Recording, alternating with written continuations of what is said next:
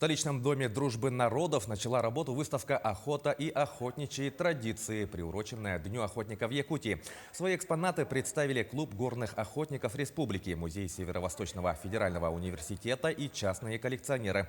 На стендах представлены чучела животных, от пернатых до крупных хищников. Охотничьи трофеи будут оцениваться якутскими экспертами наряду с их коллегами из Москвы. Напомним, выставка проводится с 2004 года. Ее целью является воспитание культуры и этики охоты, бережного рационального отношения к природе и добытым трофеям. Тут у нас присутствуют бараны с разных регионов и мира даже. С Киргизии, с Казахстана, потом идет с Республики Тывы, с Кавказа.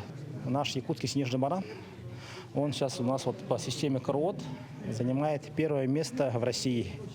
В прошлом году был у нас в Кобяйском улусе Геннадий Слепцов.